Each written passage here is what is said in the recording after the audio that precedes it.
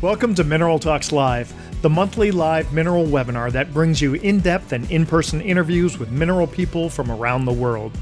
Mineral Talks Live is brought to you by a joint effort among the Mineralogical and Geological Museum at Harvard University, the SMMP, and Blue Cap Productions. Tune in on the first Wednesday of every month and stay connected to your mineral world. Now, broadcasting live from beautiful Honolulu, Hawaii, the land of aloha, ukuleles, and shakas, this is Mineral Talks Live.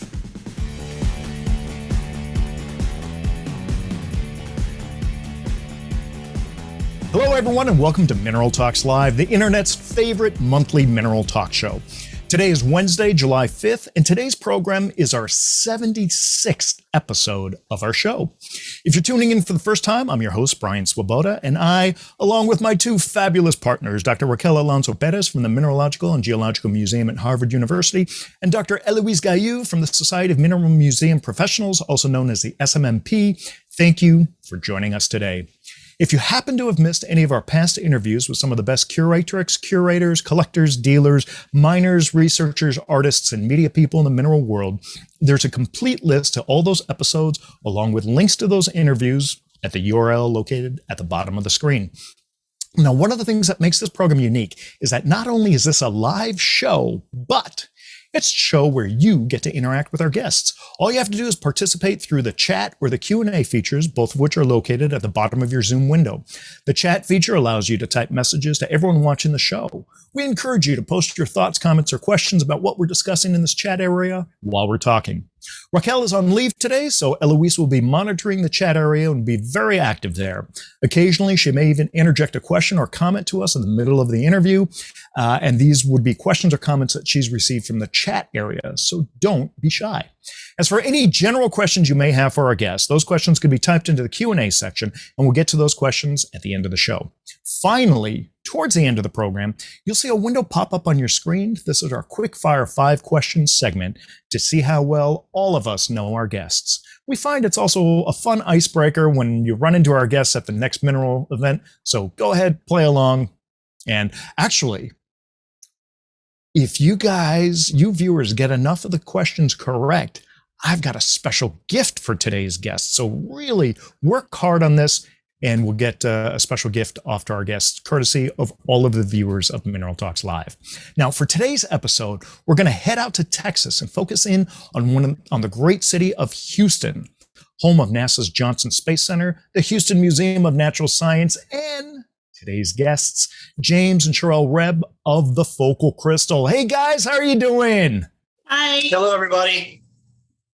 Hey, so let me ask you this. I know we were talking about this when we were all together in St. Marie, but how is the weather out there? We were concerned that there was this huge heat dome that's over the south of the continental U.S. Is it still there, and how miserable is it? It's not as miserable as it was. It's only like mid 90s for the high right now. So That's it was not too bad. What about the humidity? Very high. It's very high. Very high. We're at sea level, so we're generally over 90% humidity. Yeah, but we're making it. Right. We're making it. Well, good to hear that. Okay, James, I want to start with you. Now, the Focal Crystal is based in Houston, Texas, and you were born in Houston. So walk us through how you first got introduced to minerals and how and when you decided to make a career out of it. So I grew up with the collector gene. I collected baseball cards as a kid, like a lot of kids, comic books, stamps, coins. Yeah, when I got a little bit older, one of my uncles got me into coins. And when we started our family, the collector stuff kind of got put on the back burner. But then Charelle and I went to the Houston Museum of Natural Science, and casually, Charelle said, I think it would be fun to collect minerals, which was like dumping gasoline on the smoldering collector gene embers. And she's an enabler. What she meant was she thought it would be cool to have 5 or 10 minerals in a case. And what I heard was, let's go crazy and learn everything we can about minerals. So that's how we got started. It was an innocent trip, I guess, maybe 15, 16 years ago to the museum. And so Charelle is to blame for all of this. Fantastic. Well, Charelle, we have to thank you. And I love the fact that yet again, it was a museum that was the catalyst to kind of get you guys down that road. Well, now, Charelle, you're next. Your family, I believe, is from Tennessee, and somehow you ended up in Houston slinging rocks. Tell us your story. So my family is from West Tennessee, and my mom still lives there on the family farm. But my dad was part of the space race. So he went to Alabama and worked there for NASA, or indirectly for NASA, for a bit while he finished his degree. And then, like a lot of space folk, he came to Johnson Space Center. James and I both grew up maybe 5 minutes from Mission Control. Mm-hmm. So I was the child of a space race starter. So that's how I came to Houston. I love that. Now, even now, the gallery where you guys are sitting in, James, I think you told me you're only a couple blocks from Johnson Space Center. No, our house is a couple of blocks from Johnson Space Center. Our gallery is literally 2 city blocks from the Houston Museum of Natural Science. Oh my God, that's fantastic. That's great. Okay, so let me ask you, let me go off script here. How did you guys meet? Oh, unexpected. we were both in the marching band at Clear Lake High School, and casually, Charelle is a fairly unusual name, and so is her maiden name, Bats. And my best friend, still to this day, Frankie, one day we were walking across the marching band field, and he said, "Hello, Charelle Bats." And I looked over at Charelle, and my heart fell out of my body, and that's how we met. And then we were friends for, a year or so. And then we started dating, and then we got engaged toward the end of college. And then we got married right when Charelle graduated and just before I did. Yeah. Oh my God. So you guys were like literal high school sweethearts. Yes. Yeah. I absolutely love that. That is so cool. Yeah. Charelle, let me ask you, when you were in the Houston Museum with James, what were you looking at? What was the thing that sparked you to turn to him and say, hey, why don't we start collecting minerals? And did you have a collector's gene in you? No, I don't really. But so there were 2 things, really. My dad made jewelry, did lost wax casting. And so as a kid, I would go to the rock shop and to the jewelry supply store here in Houston with him a lot. And I'm also a lifelong Francophile. And I'd read an article that Louis XIV collected minerals. So that was cool. So those 2 things sort of had me, primed before we went to the museum on that fateful day. And the museum collection here in Houston is astonishingly beautiful. I like pretty things. And so it just kind of all came together. And then and James is right. I thought, I didn't even think 5 or 10. I thought like 3 or 4 pieces maybe would be fun. So not, I didn't know that it was going to be 3 or 4 cases, but here we are. So I love it. Was there a particular mineral in the Houston Museum that kind of was the final needle on the haystack that made you ask that question? And if you say the rabbit ears, that's totally acceptable. Well, I mean, certainly the rabbit ears are beautiful. The Alma Queen probably would have been the one that, this beautiful, perfect, cherry red. Yeah. I mean, you can't beat that, but pretty much everything in the way it was displayed, the drama of the contrast, we still love, I still love, contrasting minerals and matrix and the color composition. I mean, so many pieces there are so beautiful. So it was an easy thing to fall in love with if you already like pretty things, which I do.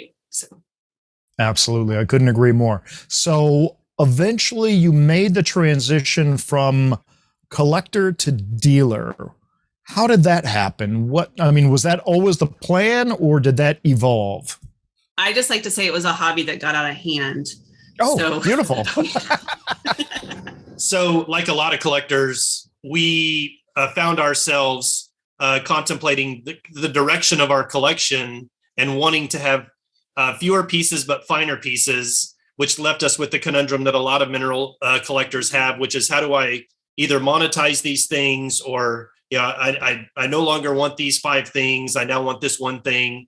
And so, a mixed bag of experiences, consigning things back to dealers to sell for us, kind of gave way to selling things ourselves. And so in 2018, or I guess in 2017, we started kind of intentionally selling things. And as our friends noticed us selling things successfully, they said, would you sell things for us? And we said, yes, we would. And so we, the early part of our business was almost 100% consignment. It was either things from our collection or things from our friends' collections. And then a few dealers that we've worked with along the way who were gracious enough to consign things to us.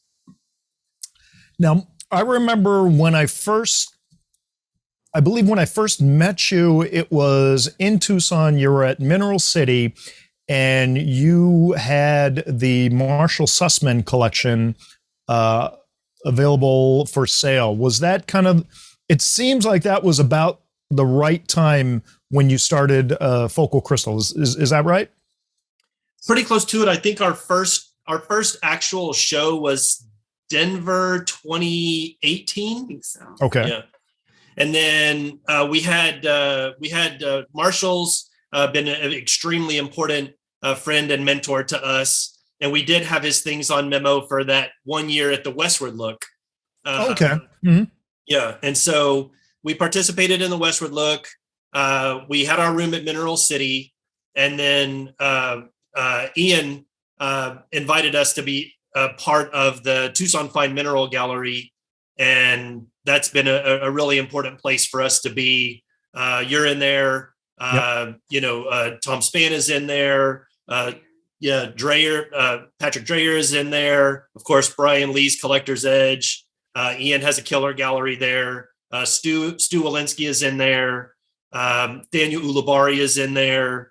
Scott Rudolph's in there. Yeah, and Moonsteiner's in there now, and then MCP. I mean, it's a great venue, and it's great that we're all kind of in the same place. Mm-hmm. Yeah, it's a first class venue, so we're really we're excited to be there in both of our spaces in Tucson. Super. Now, tell me about where you got the name the Focal Crystal. So we kicked around several different names when we thought about what's a catchy name for the business, and I thought the Focal Crystal kind of sums up our aesthetic. If you look over history, the things that seem to be the most attractive to us are things that have a dominant spot on the specimen that draws your eye, and the most simple way to say that is the Focal Crystal, usually one crystal, large for the species or large for the fine, with particularly nice color and luster, isolated on a contrasting matrix. That's what we really love. And so I thought it was a cool name for the mineral business. Super. I love it. Now, this is one thing that I've kind of recently learned. When I've come down and I've interviewed you guys, James, you've always been the one on the camera. And more recently, I've gotten to know you and Charelle a lot better. And she is just as active in the business as you are. And I love seeing that. She's a little bit more kind of behind the scenes, doesn't like being in front of the camera. In fact, I wasn't even sure that she was going to be on this program until about 30 minutes ago. That's right. I love the fact that you guys are like true partners, and I've seen you guys work together now, and it truly is it's a shared ownership, partnership, and participation in the company. 100%. The thing that enabled us to buy minerals is we've owned an IT consulting company for 25 years. We started it in 1999, and I've been more involved on the production side, placing consultants who write computer code for mostly oil and gas companies here in Houston. And Charelle, when the day I came home and I said, listen, I don't want to work for these other people anymore. I want to go start our own business. She said, perfect. you do all the production stuff and I'll do all the back office stuff because you're not detail oriented in any way. I am. And, so basically she gave me the freedom to just go sling deals. And so in our consulting business and in our real estate business and in our mineral business, I go and do the deals. And then Charelle tries, even through my ADD, poor communication skills, to keep track of everything. So she does all of the banking, all of the insurance, anything that's back office related for all of our little small businesses. She does it all. I love seeing teamwork like that. You guys work fantastically together. It's wonderful to see. Thank you. Now, okay, so I'm sorry, go ahead.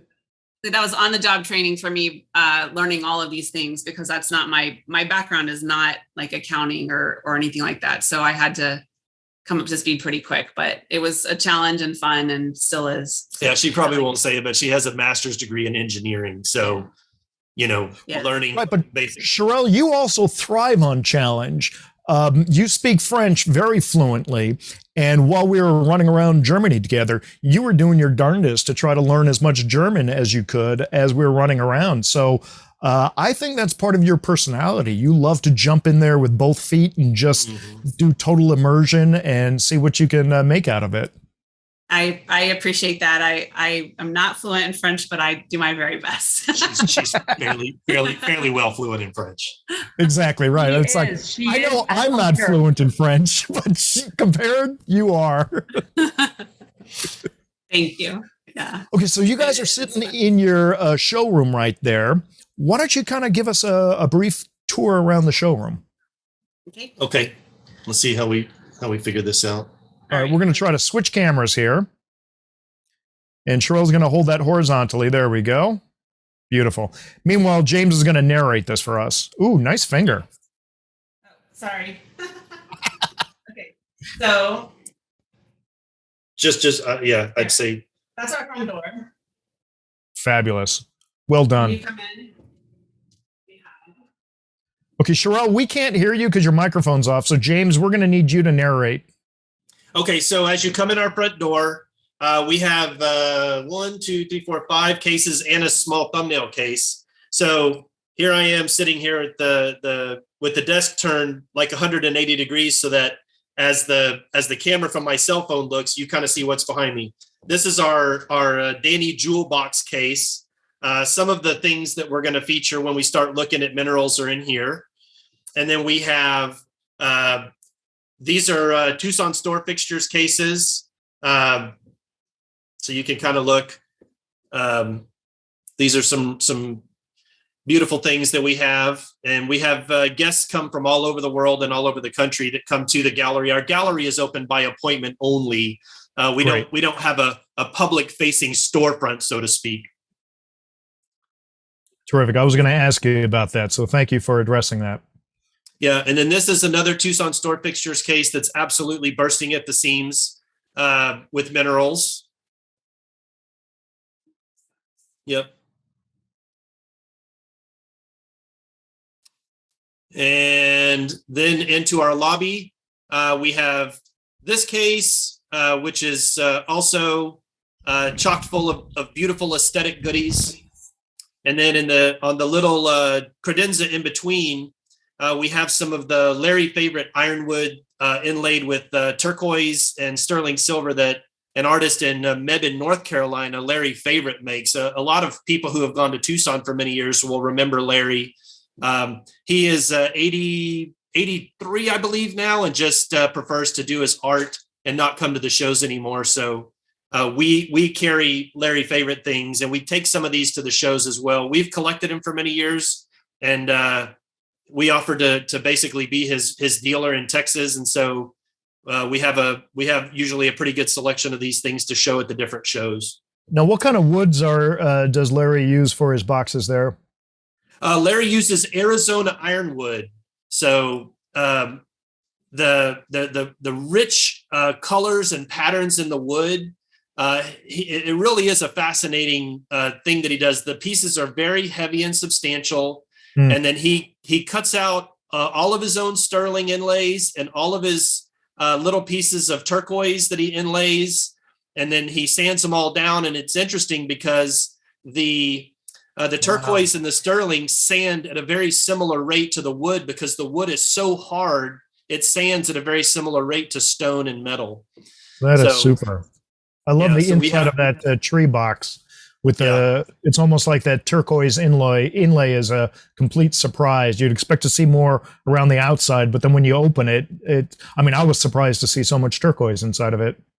Yeah, we are also very attracted to the pieces that have the sterling and the turquoise in them. Mm-hmm. Yep. And then this is the sixth case that's over kind of by the door. I'm sorry that the lights are kind of blowing it out. But we got a lot of really super cool, beautiful things in here as well. A lot of people don't realize that we have a gallery that's 2 blocks from the museum. But here we are. And this is, it was a happy coincidence because we were looking for a place to buy a piece of property to hold our consulting business, Clearpoint. There's the little Clearpoint logo. And we found this place long before we ever started collecting minerals. It just happens to be 2 blocks from the museum. So it's been nice because one of our important friends and mentors is Joel Barch. And so it's easy for him to just pop over here, sometimes unannounced. And then this is the view out of our back door. It is an old historic home. It was built in 1930. Well, I love it. You could go stay at the Hotel Zaza, and then you're in walking distance of both the museum and your gallery. I think that would be a super way for someone to spend a couple days just indulging in minerals. Yes. Now, what about a personal collection? Other than the stuff that you have for sale, I know that you guys have a personal collection, and why don't we take a look at some of the pieces and you can share some of the stories. Okay, so being from my family hails from West Tennessee, and so does Charelle's. And so we were naturally intrigued and attracted by the minerals of the Elmwood mining complex. And so very early on, we bought a few pieces from Bill Stone, who was the founder of Sunnywood, and he introduced us to Steve Neely. And Steve became one of our most important friends in minerals. And our relationship with Steve really transcended the minerals. He became one of my very best friends just in life, period. And tragic loss. Yeah. Horrible. I still grieve. I talk to Steve almost every day. And usually it would be on my drive home. And I still to this day find myself reaching over to say, hey, Siri, call Steve Neely. Yeah, of course. He's missed and loved by all.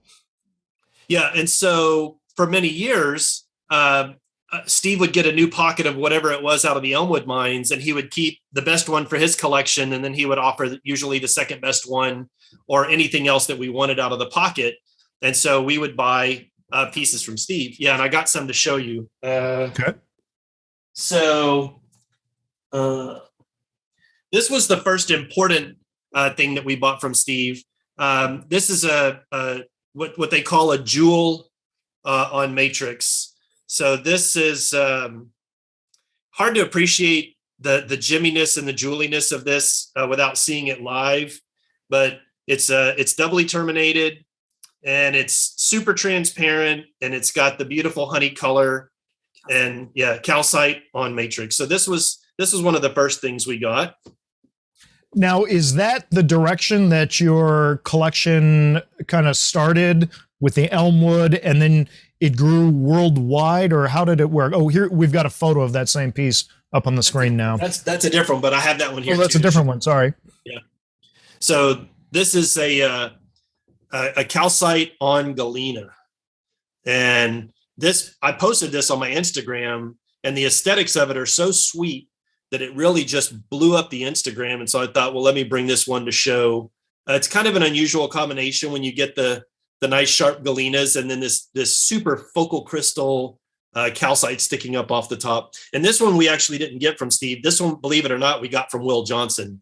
Okay. It was in Danny's room at FMI, and we didn't buy it. And then we went back the next day to buy it, and it was gone. And so, naturally we were sad. But then a year or two later, we showed up in Will's room and Will had it, so we didn't miss it a second time. So we bought it. So to answer the question that you asked, Brian, when we first started, one of our mentors was a man named Wally Knapp here in Houston. He since has passed away, but we started with everything because James has the collector gene. And so there was no like focus. And we were learning. So, we sort of learned by acquisition in the early years. Okay. That's a very common thing. Most people learn that way. They collect everything and then they realize I can't keep going on like this. I need to kind of narrow the focus. So it sounds like the same happened with you. Exactly. So over the years, it was very easy to focus on Elmwood in particular, one, because of our family history, but the pieces are beautiful. The combinations are magnificent. I mean, it's my favorite locality. Yeah. In addition to that, because of the breadth of material, we also have a Mexican sub collection. Here's another beautiful Elmwood piece. And then we have a small worldwide collection. Okay. So that's what our personal collection looks like. But truth be told, the Elmwood collection is my favorite. That is a superb piece. Yeah, I love that piece. It's just a jewel on fluorite with little barite balls. And this was a piece that Steve had to hold for us for a little while until we could scrape together the money. And he's like, it can sit here in my collection until you're ready. And so we ultimately finally got it. And this is one of our very favorite Elmwood pieces. Keep channeling Steve. I love it. That was a great impression. You've got the pro photo of that thing. Yeah. Okay. Let me pull up the photo of that there. Yeah. And who took this photo, by the way? That I believe that's a Joe Budd photo. Okay. All right. Joe Budd, for those who don't know him, he was an independent mineral photographer and then went to go work with Rob Levinsky for some years. Then he went independent. Then he got out of the business. Now he's back working for Danny Turchillo at Fine Minerals International. I just happened to run into him this year at Sainte Marie, and boy, was it nice to see him. I haven't seen him for years, so we did a little catch up. So it's nice to see that he's back. And then, so our collection, I have a few more Elmwood pieces if you'd like to see them. Would I? Peg leg. This is a kind of a cool combination. We got this from Steve. This is a little sphalerite and then a galena perched on two fluorite cubes on the traditional dolostone matrix. I love the stacking. It's super. Yeah. The aesthetics of this thing this was one that Steve kind of begrudgingly sold us, but this is one of our very favorite things just because of the aesthetics of it. And Sandor, who's a buddy of ours, came to our house, and this was one of his favorite pieces in our collection. That's great. When you have people like Sandor Fuss coming over and oogling over some pieces, you know that it's in a certain level. Now, let me ask you, so a lot of these pieces you got from Steve, and he was a dear friend of yours. Does it make it near impossible that you would ever deacquisition these pieces from your collection? Yes. Yeah. We have an entire cabinet full of Elmwood things, and probably 85 or 90% of them we got from Steve. We do sell occasionally pieces as we cull things out. So occasionally you'll see a Steve Neely piece, come through. But it does make it hard. I would suggest that you rename that case the Steve Neely case, and anyone who knows Steve by default will know that it's Elmwood. That's right. And then here's one that we got years ago. One of our consignment partners is Dr. Jim Gebel, and Jim is a well-renowned fluorite specialist, and so naturally, Elmwood is known for producing fluorites. And we went up to the East Coast show to help him break down his display when he was the featured exhibitor at the East Coast show, which involved setting up 52 or 53 cases. And this is the Springfield show for anyone unfamiliar with it, Springfield, Massachusetts. What year did he exhibit? It was 3 years ago, I think, 3 or 4 years ago.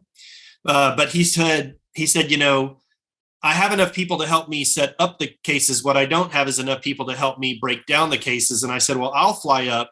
And Steve actually flew up there. I flew into Nashville, picked up Steve, and then we flew up together to Hartford, and we trolled around the show. And it just is it's a core memory that I'll always cherish. And Jim said, hey, listen, I want to give you like a really super great deal on a piece of mine that you like for helping me. And so this was the piece. And what this is this is an Elmwood fluorite that has 4 clear corners. So that is super. Yeah. So we got that from Dr. Gebel. Now, we were talking about this during our pre-trial today, but the camera that you guys are using on your laptop is doing an exceptional job so that the colors you see in that, and James, I'm going to ask you to hold that fluoride up again. The colors that you see on the screen are actually very realistic. Mm-hmm. Yeah, you can kind of get an idea of the luster when I angle it over towards the little lamp we have in here, but it's just, we love these kind of yellow corners on the purple fluorites, and you're lucky sometimes if you get 1 or 2, but to have a specimen that has all 4 is just really a cool thing. That's superb. And then go ahead. Go ahead. No, I was going to say, I love that a lot of your personal collection have stories attached to them. And to me, that was really kind of the main reason I started Blue Cat Productions, because I wanted to tell the stories behind the minerals. And I love that every single one that we've seen has some kind of story attached to it, a real emotional attachment to you guys. And not to put the cart before the horse, but there's a list of people that I want to thank, and you're one of them. I think what you're doing with the what's hot in Tucson and what's hot in Denver and what's hot in St. Marie, and then also on these programs that you're producing with Raquel and Eloise, I think these are so important. I was rewatching a bunch of the earlier episodes, and I think these stories are important to capture and important to tell. They're very important. And I think what you're doing is a very fundamentally important service for the mineral hobby. Capturing Dave Wilbur and listening to some of the stories that you have about him, all of the curators, all of the collectors and the dealers. These are really important things. And these are great ways. I used to sit when Charelle's dad was still alive. I would get your DVDs in the Mineralogical Record, and Charelle's dad and I would sit for hours watching the DVDs from every show that you produced, and we would talk about, which rocks did we like, and why did we like them, and I think what you're doing is a super important thing for our hobby. Blue Cat Productions and the Mineralogical Record, Rocks and Minerals, all of these things for collectors to be able to learn, see rocks, meet the people, capture those stories. It's critical. And so, thank you for doing what you're doing, Brian. Thank you for your recognition and your kind words. It's something that I'm obviously enjoying. I'm having a great time doing. And I love the people in the stories more than I love the minerals. And that may be a little bit sacrilegious, but that's the way that it is. So I'm going to continue doing this as long as I can. So thanks, James. Yeah, I think that for us, the minerals are beautiful, but they really are a conduit to relationships and friendships, travel. We collect mineral friends as much as we collect minerals. Some of our dearest friends now are people that we hang out with 3-4 times a year at these different shows. I drive all around the country a couple of times a year. One time I go west and one time I go east, and I stop and I see, I do private trunk shows. I get to see all of these great collections, Jack Halpern, the opportunity to get to see and meet all of these extremely interesting, bright people, Steve Smale, Paul Geffner, Steve Neely, that's the thing that I enjoy the most is going on the road, doing my my mini Steve Bailing impersonation of going and doing private showings, because I get to see the collections, and I post my adventures on Instagram and on my show notes on my website. And I get so many comments from other collectors who would never get to go have lunch with Steve Smale, never get to go sit and play rocks with Jack Halpern, who they're so grateful to get to kind of, see these things. And I know you get a lot of that too, because you do all of these interviews and you produce all this content. But I get people who tell me, thank you so much for going and showing me the things in Steve Neely's collection, or thank you so much for showing me this or for that. So it really is a treat for me. Yeah, not everybody has access or the ability to travel like we do. But like you said, it's the minerals that's the kind of the common denominator amongst us. Exactly. And then once we start spending time with each other, we actually develop true friendships that go beyond just the mineral world. For example, this is a recent photo taken, I want to say not even a week ago. And there's Patrick, there's myself, and there's you. And we're overlooking the Mosel River there. And we had just come over that bridge in the background there. And we're just tooling around, having a great time. We're not talking minerals, not doing anything other than enjoying each other's company. And to me, that's the fun part of it. That's what it's all about. We can all appreciate the minerals, but I love those little private moments that we have with each other. I do too. And the thing that I always say is that the friendships, the mineral world.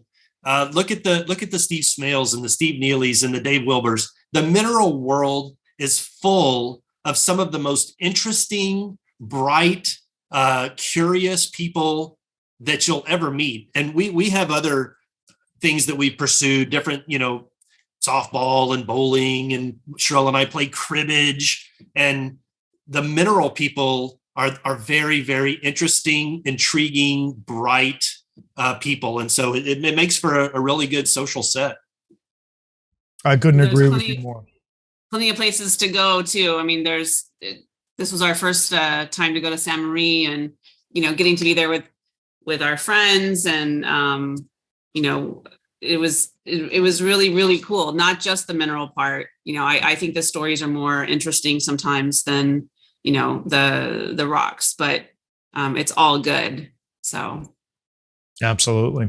Well, now, obviously, I'm here in Hawaii, and Hawaii is a series of volcanic islands, and that's my segue, volcanoes. You have a piece that you have called The Volcano. I'd love you to share it with the viewers. Okay, so, like Charelle said earlier, our mineral collection is kind of in three parts. There's the Elmwood stuff, which we both love. And then Mexican minerals. A couple of important mentors for us have been Marshall Sussman and Peter McGaw and Jim and Imelda Klein, Jason New, and we love Mexican minerals. So we did manage to get this piece called The Volcano. So here's the two smokestacks of the volcano. You can see right through there. This is from the Milpitas mine. That is superb.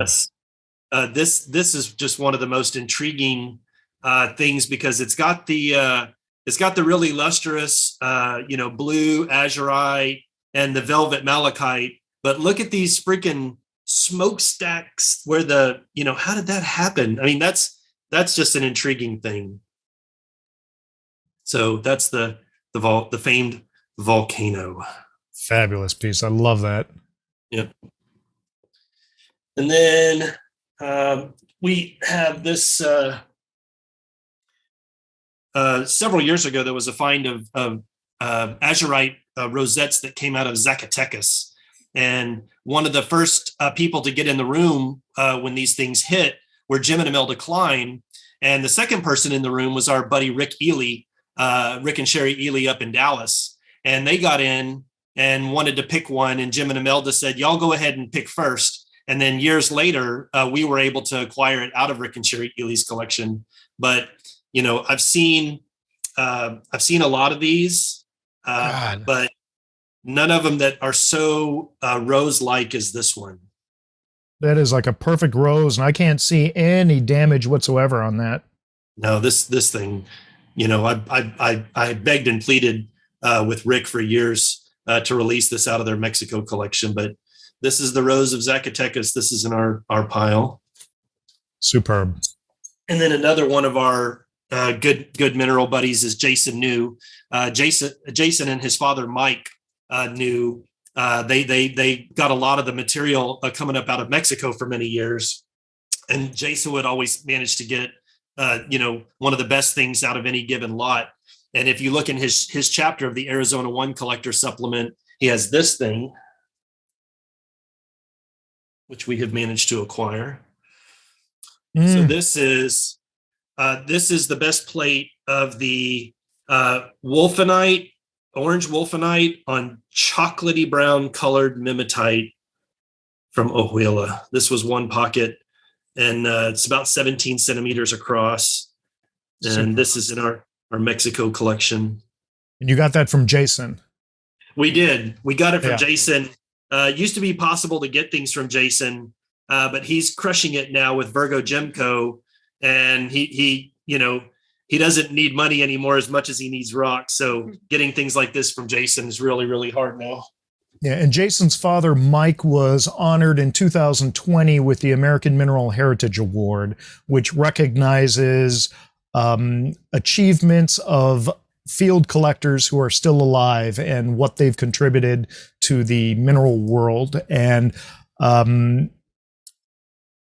shortly after that, I think he passed, or right before the ceremony, he passed, but he will be missed and well remembered. Yeah. And I got to meet him a few times because of Jason. Another one of our buddies is Brent Lockhart, who used to be a member of HAMS. I'm rocking my HAMS, Houston Area Mineralogical I noticed Society. that. And Brent switched his focus from cabinet-sized things to miniatures, and so he decided to deaccession a piece that we've always called the tree. And this is from the Milpilas mine, and this is a copper that, to us, golly, it just looks like a tree. Oh my God! And it looks like the top is moving just a little bit. There's a little bit of give there. Is that right, or is it just the video? No, it's really solid. That's just my 51-year-old hand shaking a little bit. Too shaking. Too much caffeine. That is superb. Too much caffeine. I'm all Dr. Peppered up. So there, I have a few other things to show from our Mexico collection. This is a rhodochrosite from Mexico, from the Nono Alco mine. For a Mexican rhodo, it's rhombohedrons on the kind of manganese C matrix. And then this is a piece a few years ago. They hit this really cool pocket of amethyst on black matrix over at Guerrero. And so this is classic Guerrero shape and just wonderful piece. I love that black matrix. The contrast isn't so high against the, oh, look at that color. Can't get better than that. That's superb. Yeah. Sorry, I can't get it to light up a little better, but yeah, that's the color saturation all the way out to the tips, the aesthetics, the focal crystal sticking right up at 12 o'clock. That's what we like. I love it. And then I'll show one more from Mexico. They've been finding these selenites at the Nika mine, and this is the one that we got that's supersedes every other one that we've seen. That is just water clear. Look at that. Absolutely water clear. So, and you can see it's on this kind of rusty red matrix. So that's a few things from the Mexican portion. And then we have a few things from kind of like our little small worldwide collection, if you'd like to see those. Absolutely. Absolutely. I think everyone is enjoying this very much. So Charelle is a huge Francophile. And so we recently have started trying to find good French minerals for our small worldwide collection. And I think about 2 years ago, Ian Bruce got this French mineral collection, And for us, this was the prize of the collection. And I know Eloise was drooling over this a little bit earlier. This is from Lebec. Yeah, Lebec. And it's got really great color saturation. It's kind of on this white matrix, and the main crystal as it sits in the Sunnywood base is kind of turned on the diamond. But it's it's just really our aesthetic with that nice focal crystal perched right in the center. Great color, good luster. These things don't have really wet luster, but as far as these go, it has good luster, and it's bluer in person. The camera seems to be washing it out a little bit, but you get the idea. It's pieces like that prove to people why fluorite is just one of the most collectible minerals. There's such a variety of fluorite worldwide, shapes, sizes, colors, everything. We, like a lot of collectors, we love the Sweet Home, the cherry red Sweet Home stuff. And years ago, we were fortunate enough to get a piece from Brian Lees, who's also been really important mentor to us, both as collectors and dealers. But this came out of Brian's collection. Gulp. Yeah. So superb. Oh. Yeah, that's a pretty big ROM. I don't know. And on the black matrix. Great. It's on manganese matrix, and it also has chalcopyrite sprinkled all over it. So that's one. You guys have a favorite piece? What is So I know it's like saying what's your favorite child, but Right. It differ on different days, but the piece that James is about to show you is the one that got me excited again. We had a period of time where we weren't collecting very much, but then this piece was offered to us by Brent Lockhart, and it's one of my very, very favorites. So plus it's green. Yeah. Green raspberries. Yeah. When we first started in the hobby, we told Brent Lockhart, if you ever decide you would like to sell the olives, which is what we call it, we would love to own it. And one day, several years ago, Brent called us up and said, hey, do you still want the olives? And we said, yes, we do. Yeah. And so we bought this, and, I can't get enough of this thing. Yeah. Now, he put in a fabulous case at the TGMS show, I want to say maybe 2016, somewhere around there. Mm-hmm. He won the Sautel's. Right. Mm-hmm. And then he put in he switched his focus from cabinet size things to miniatures, and he put in another case in the contest in miniatures, and he won the Romero Trophy, the Lidstrom Trophy. Brent has an exceptional taste in minerals. Wonderful. And then, Charelle and I love cruciform minerals, and we found this years ago. And for me, this is the coolest rock from Romania that I've ever seen. This is called Gruescue's Cross. This just totally blows my mind. I mean, and from Romania, it is the most memorable mineral I've seen from Romania ever. I mean, this is superb. Yeah, I love this thing. We when we started our business, we were told, you need to concentrate your collecting efforts only on one locality, and you need to sell everything else. And so this was in our collection, and we sold it, and we regretted it. And the olives was what represented the catalyst for us to decide it was okay to keep a small worldwide collection. And so this was a piece that we actually had to go and pry out of the collector's hands that we had sold it to, but we managed to get it back. So that's Gruescue's Cross. Probably not for the same amount that you sold it, but congratulations on getting it back. You are correct. So those are a few things. Those are a few things from our personal collection, and then part of our business model is we take things on memo from other collectors. And if you'd like to see some of the things that we have currently in the gallery, I'd like to show a few. I'd love to. Let me kind of redirect for a moment here. And, oh, great. Okay. I think Eloise just read my mind. James, you can go ahead and close that window. I was going to say, let's go ahead and launch the poll. And while the viewers are answering these questions, I want to talk about this. This was a supplement that came out in the February 2023 Mineralogical Record. It's called Flawless Beauty, and it, although it applies to Charelle, this isn't about Charelle. This is the Will Johnson collection. And I know that you have a lot of pieces from the Will Johnson collection that you had available in Tucson. And for anyone who hasn't seen this or doesn't subscribe to the Mineralogical Record, this is still available online. Absolutely exceptional collection. Will has just an incredible eye for aesthetic and beauty. And so I'm just kind of quickly flipping through it here. But I know that you have some of these pieces with you right there in the gallery. So why don't you go ahead, share some from the Will Johnson collection, then we'll look at some of the pieces from some other collections you have. And then obviously we're going to go a little bit over our 1 hour show today, but I don't think anyone minds. So I'm going to turn it back to you. Keep going. So we in addition to taking things on consignment, we've started acquiring collections or parts of collections in the last few years. And Will is a good buddy of ours.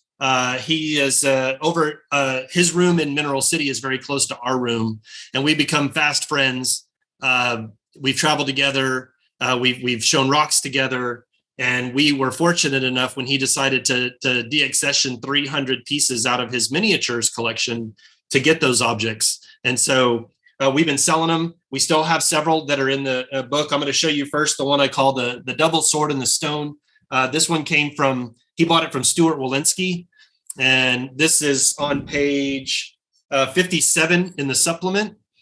And this is from Morro Redondo in Brazil. And it is a tourmaline, two tourmalines shooting up through quartz.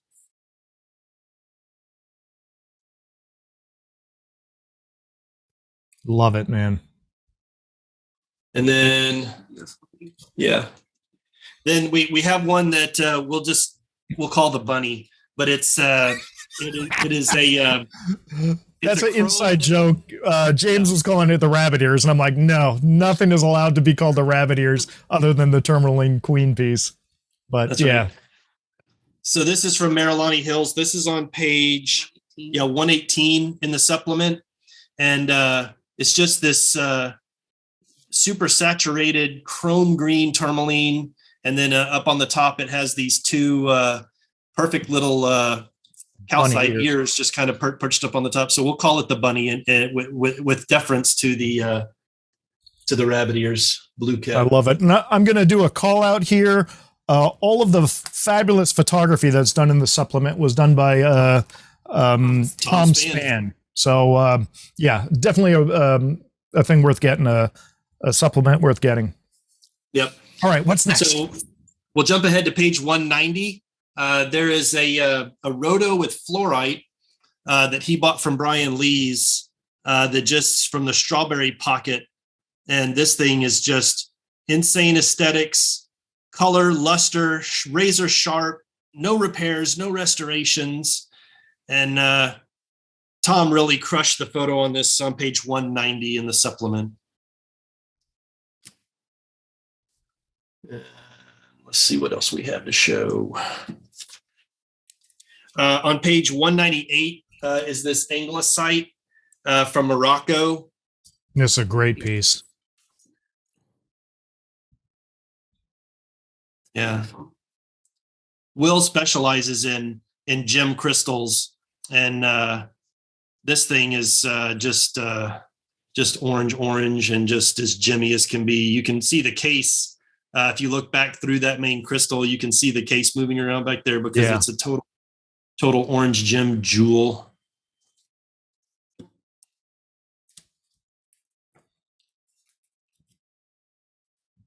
Then I have this. So Will's aesthetic and my aesthetic run similar in that he likes things that are gemmy and perched on contrasting matrix. So we have this this Puiva axonite that has it's got purples and oranges in it if you get the light through it, right? Mm-hmm. But this thing is just doubly terminated, lustrous, perfect aesthetics, and it's on page 245 in the supplement.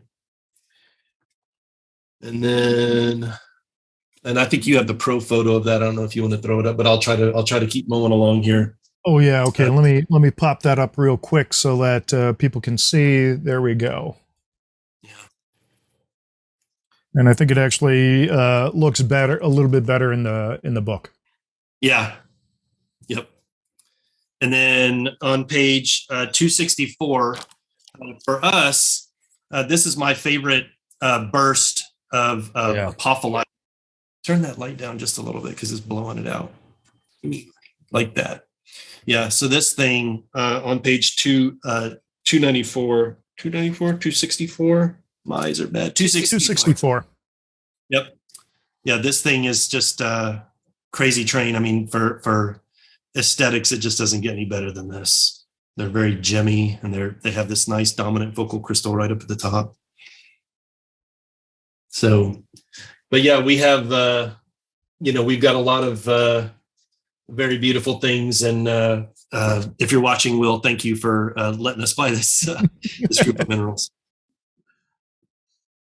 Superb. Let's see. Do you have any other pieces that you want to share with us before we go over and start doing the quickfire 5 questions? I do. I want to show a couple of pieces that we have from a couple of our consignment partners. I'll just do one each. This is a wolfenite on yellow mimetite from the La Morita mine. This is out of the Everson collection. That's great. That's in the gallery.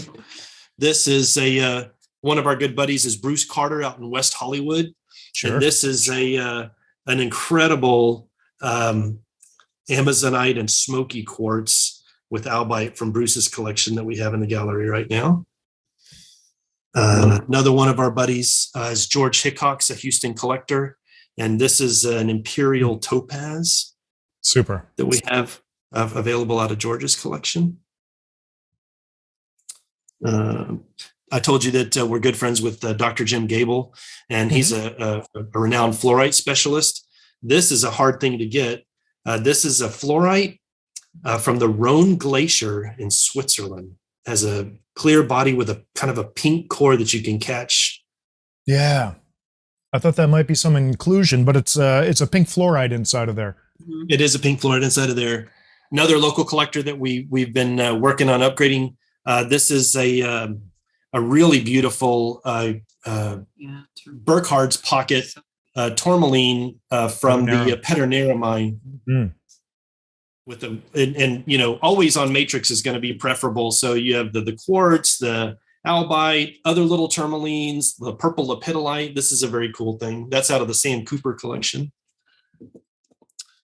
And then we work with a California collector named Conan Barker. And we were just there a couple of weeks ago on our West Coast swing, and we got a new batch of material from him. And this is crazy awesome. Yeah. This is from the Sumeb mine. And the only reason we were able to get this to sell for Conan is because he got a bigger, better one. And so he decided he didn't need 2. And so this is the very, very hard to find reticulated cerussite, nice, thick, fat blades from the Sumeb mine. That is so classic, so beautiful. And then we work with a Phoenix collector named Jason Adams. And we got, this is the one I want to show out of his collection. It's called the Owl. And it's a fluorite from the Yaogong Shan mine that has the kind of the alien eye morphology of the crystal. And, it does look like an owl, we have to admit. I love the subtle pastel colors of that. Yeah, very cool thing. And then last but not least, one of our original mentors and good buddy, Brent Lockhart, has on consignment to us this incredible spinel from Vietnam. The matrix also has clenahumite and pargasite in it, but this is a very serious thing. Yeah, really a big thing. Beautiful. That's superb. So, yeah, and so the etching on it just makes it so interesting to kind of examine. That's definitely something that you need in front of you to kind of really explore it and get to know it. For sure. Yeah. So that's it. That's our business model is to buy collections and also to get things from the people that we sell things to on consignment as they look to upgrade and move up to the next thing. Now, how often do you guys do your Steve Belling type road trips? So I generally, for the last, it kind of started with COVID when the shows all got canceled. Right. Steve Belling was always a very important friend and mentor. He's a Coug, go Cougs, Houston kid. And he took a special interest in Charelle and I, and he gave us a lot of really good advice about collecting and then about dealing. And when I told Marshall Sussman that I was going to start up a mineral dealership, and he says, well, what do you want your place in the mineral dealership world to be? And I said, well, if I'm successful, I want to be like Steve Belling. I want to go and see all these incredible collections, and I want to sell nice things and buy nice things. And that's the model that I want to do. And so that's what I've tried to do. I've tried to emulate Steve Belling. Great. And so you still do those road shows? What time of the year do you do them? Generally in the summer. On my website, I post show notes when I go and see all these collections, do the different shows if you go to focalcrystal.com and click show notes, you can read. I normally do them in one at the beginning of the summer and one towards the end of summer. So I just came off the road for the Western Swing. We go Dallas, Austin, Tucson, Phoenix, San Francisco, Tehachapi, LA, Fallbrook, San Diego, back through Phoenix. And that's kind of my Western loop. And then on the Eastern loop, I'll be leaving in a few more weeks to do that. And it will include the East Coast show for the first time. We'll be there as a dealer at the East Coast show, but we'll go Arkansas, Kentucky, or Tennessee, Kentucky, Indiana, Ohio, Pennsylvania, New York, New Jersey, Connecticut. We'll do the East Coast show. We'll go down through the Carolinas. We'll go down into Florida, Alabama, and then back along the Gulf Coast into Houston. So generally in the summer. Sweet. And so for those, you're not setting up anywhere, but you are making yourself available for private meetings. Is that right? That's correct. We do a combination of private meetings in people's homes, so I get to see their collections and learn what they like, and also have the opportunity to get things on consignment and to buy things. And sell things. And then we do some shows incorporated in with that. And then we do sometimes if we don't have like a local host that has a house big enough to hold 10 or 15 people, we'll take out a room at a nice hotel and set up in a ballroom there. So it's a combination of private showings, trunk shows, and mineral shows. Superb. And all that information is on your website, which is what? Thefocalcrystal.com? Focalcrystal.com. Excellent. Okay.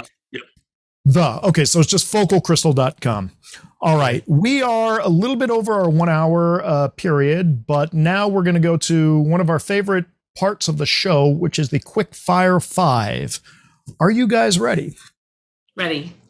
Okay, so basically what we did is we had 5 questions that we posted to all the viewers, 2 answers to each question. They guessed what they think you might answer. And so now it's your turn to see how correct they were. So all of your answers are correct. And the idea is you give me the answer that most resonates with you. I have 2 questions for James, 2 questions for Charelle, and 1 question that you both have to provide the answer. Okay. So are we ready? We're ready. Okay. Charelle, the first one's for you. Favorite state, Tennessee or Texas? Has to be Texas. Ooh. Texas. Okay. James, this one's for you. Better movie, The Godfather or The Shawshank Redemption? I'm going to go Shawshank. I know that probably won't be the popular choice, especially since I'm Italian, but for me, it's Shawshank. All right, Charelle, back to you. Next question. Spaghetti with meatballs or spaghetti ice cream? Oh, I have to say, I have to say spaghetti ice cream. Yes, indeed. Yeah. James, back to you. Kit Kat or gummy bears? Oh, it's gummy everything. One of my staples on the road. Cool Ranch Doritos, Diet Dr. Pepper, and gummy anything. I love Yum-y. That's it's the road trip snack of champions. All right, and final question. This is for both of you. Python or pyrite? Python or pyrite? Pyrite. Yeah. Oh, was this too obscure for you? Sorry, Python's programming language. I don't know. Right. No, I got it. Right. Okay. All right. Okay. Pyrite. All right. So we have all your answers. Eloise, are you ready with our viewers' answers? Yes, I am indeed. All right. Question number 1 was to Charelle, favorite state, Tennessee or Texas? She chose Texas. What did our viewers say? They went for Tennessee. That's what I thought her answer would have been Tennessee. Oh, there you go. Okay. So, James, we're playing too, and you would have gotten that question wrong. All right. Question number 2 went to James. Better movie, The Godfather or The Shawshank Redemption? James went with Shawshank Redemption. What do our viewers say? Shawshank Redemption. Yes. Wow. Okay. James, you are saved. Indeed. Question number 3 went back to Charelle. Spaghetti with meatballs or spaghetti ice cream? She Okay, went predictably with spaghetti ice cream. You have to explain that to us because people went for spaghetti with meatballs, obviously, because we have no clue. I have no clue what spaghetti ice cream is. What is this? Okay, let me show you. Spaghetti ice cream. That is spaghetti ice cream. It is vanilla ice cream. Looks like spaghetti with a little cherry topping. This was a special that we all enjoyed in Idar Oberstein. And Patrick Dreyer brought us here. And sounds kind of gross, but let me tell you, there was not a single person who didn't finish every single bite. So spaghetti ice cream. Gotcha. And thank you. What did our viewers go with? They went with spaghetti and meatballs. Yes. Charelle's an enigma. She's a mystery. Okay, question number 4. I went back to James. Kit Kat or gummy bears? He went with the gummy bears. What did our viewers say? They have a lot to learn about James and Charelle. They went with Kit Kat. Oh, no. Yeah, but at least they know what to get James at the next show. It's fine. No worries. Okay. Final question. Python or pyrite? Our viewers had to get this one right. Pyrite, yes. Pyrite. Okay. All right. 2 out of 5. Not great, but it's okay. James, Charelle, you guys are going to get the gift that we have for you. This is a pouch of Nums mixed here in Hawaii. These are lychee gummies with lihing and lemon peel on it. And it's out to you just for fun. Nums. Num. Thank you, Brian. My pleasure. All right, let's go to the Q&A. Eloise, what questions do our viewers have? Okay, we had some trouble because people were mostly probably like me, like this, staring at their computer and not asking questions. And suddenly when you stopped showing rocks, I had a bunch of questions in the chat and in the Q&A. So I was asking people to put all the questions from the chat in the Q&A. So I hope I have them all in the Q&A now. And I will go from the bottom up. Is the volcano specimen a pseudomorph cast, information of the malachites? If so, is it known what the original mineral was? And that's a question from Cindy. I don't believe it is a pseudomorph. I think it's the way that the primordial juices bubbled up and created that little smokestack and the malachite settled out in the way that it did.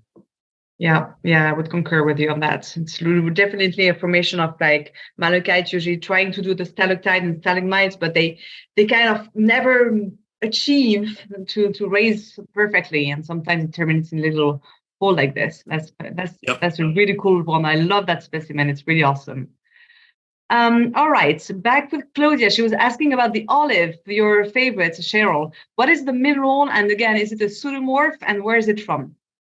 Smithsonite from Sumab. Yes, that one. Let me put highlights on it again. Okay. Yes, that one. So Smithsonite from Sumab. From the Sumab mine. And is it a pseudomorph? I don't think so. I believe that these are I think they would be considered epimorphs. I think that there used to be something in there, probably balls of quartz or possibly, since the matrix has quartz on it and some of the same rounded shapes, I'm guessing it was either calcites or something, and then smithsonite came at a later stage and grew over it. but not all the way completely over. And then whatever was in there ultimately resorbed because they are as hollow as they can be. Let's see if I can get a better light on it. Yeah, they're totally hollow.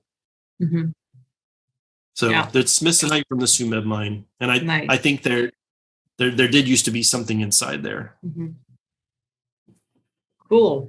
Still, I'm staying with a question for the minerals and the mine. What is the mine name for the Mexican rhodochrosite?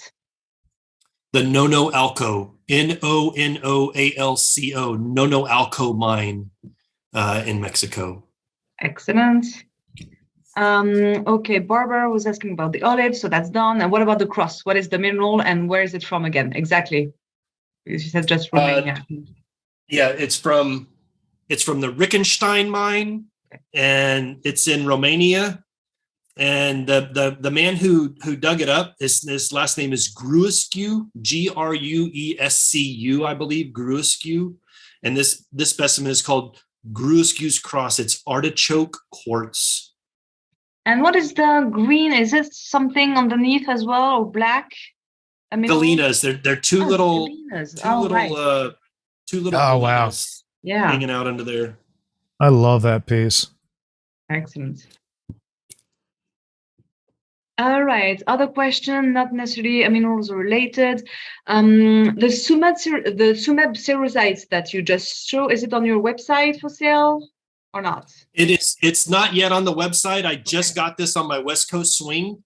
It is for sale, but it's not. I don't have it. I don't have it posted on my website. But this is a serious thing. This is Email. Yeah, you can email info@focalcrystal.com. You can grab a screenshot and just send me an email, or you can always ping me through Instagram @focalcrystal on Instagram. But yeah, this is a serious thing. This is multiple 5 figures. All right. Other question, not related to your minerals directly, but where do you go to buy the supplements on the Min Records? I think it's on Min Records website, right, with the supplements? Yeah, Mineralogical Record is it com or what is it? Org. I can't remember. I think it's not. It might be org, mineralogicalrecord.org. But just do a Google search for Mineralogical Record. Anyone who does not subscribe to that, if you're into minerals, it's the best bargain on the planet in the mineral world. You get incredible publications. I'm always putting blue cap films into the Mineralogical Record. We're about to launch the What's Hot in Tucson 2023 edition. And that's going out via their newsletter. And you have to have a copy of it to find out what the code is so that you can get a free copy. So if you're a Mineralogical Record subscriber, you get, it's 6 issues a year. You get constant supplements like this. You get all the blue cap films. And it is really it's the best bargain in the mineral world. So go online, do a Google search, and subscribe. Great magazine. And Brian, can you tell us maybe the year it was published and the issue number? If you have it? This one? Yes. Yeah, this came out February 2023. Excellent. That will help. Thank you. So I think James just received this. I think you actually had a copy of it in your room at the Tucson Fine Mineral Gallery when we did the What's Hot in Tucson interview with you, but it had just arrived the day before we did the interview. Okay. That's right. Yeah. Thanks. Other question related to your camera, the camera that you're using for your laptop. We asked you the same question earlier because it's so perfect. Yeah. So what's your laptop and what's the camera? It's a Dell. It's just a brand new Dell, and it's whatever came with it.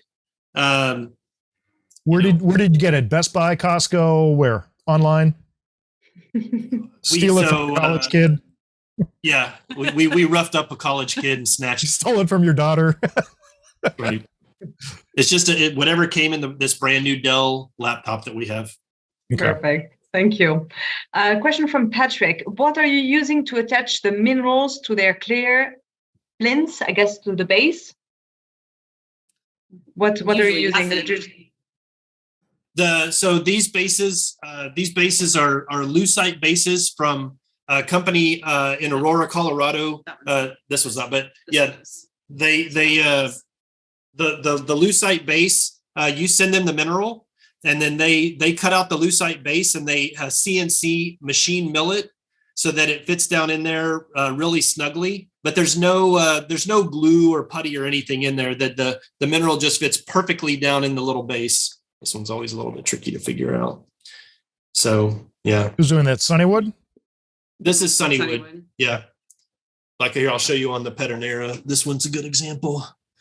So here's the Pedernera as it sits, and you can see the base is milled out to fit the bottom of the specimen, and it has a little support peg right where it needs it. Sunnywood's also in Mineral City during Tucson. Yeah, and Sunnywood makes these at the mineral shows. So if you have specimens that you don't want to ship, you can always hand carry them to certain mineral shows, Denver and Tucson in particular, and they'll make you a custom lucite base. Nice. Coming back to cerussite, is cerussite toxic? Cerussite is a lead mineral, so I wouldn't recommend grinding it up and snorting it or eating it. But damn, there goes my collecting days. I don't think it's toxic. I mean, I don't believe it's toxic to handle. But no, as with a lot of things, yeah. Just wash your hands like you do with most minerals anyway. If you're never sure, just wash your hands afterwards, and it's a good way to handle specimens in pretty much always. Last questions that I have on the Q&A. What music do you associate with your favorite mineral from the collection? Oh, nice. Ooh. Whip out your music list, James. Yeah, James and I have wildly different musical tastes, so it would be a different answer, I imagine, for each of us. What's the Hallelujah by Leonard Cohen? Yeah, Leonard Cohen. So that's both of our favorite songs, Hallelujah by Leonard Cohen. And there's certain minerals that when you look at them, it's an emotional experience, and kind of like the Minrex supplement Eureka that was titled. I think there's certain minerals that when we see them, we just they make you say hallelujah. So I would say that would be my song for that I think of. All right, I'm gonna go with Scotland the Brave, but no, I'm just kidding. That's just a joke.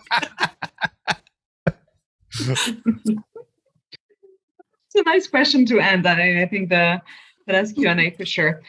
Before I hand it back to Brian, I just wanted to acknowledge what you've been doing. I mean, it looks like you've been on the business forever because you have such a big online presence, and the knowledge that you have and the shop that you have, the minerals that you have are just exquisite. And again, it's your online presence, Instagram. I mean, I knew you before I knew you, like I met you basically. So that was definitely a great thing. And first time I saw you guys, like, yeah, of course I know them, and that's just awesome. So thanks for sharing the stories. Again, that's great. That's what we want, what we love about the rocks, the stories and the people behind the rocks. So thanks for doing that, and keep on doing the great job that you're doing. It's awesome. Thank you very much. Thank you, Eloise. Eloise, we really enjoyed when you hosted us at the School of Mines Museum. We got to kind of tour with you, and so we really appreciate what you and Raquel and Brian are doing here with the program. It's your life's work.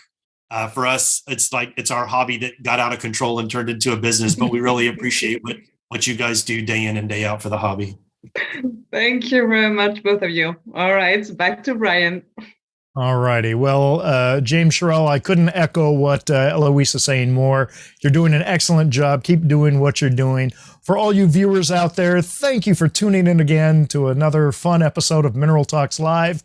Check back with us. I think what's the next show? August 2nd. Wednesday, August 2nd is going to be our next episode. Until then, be safe. Live with aloha. Take care.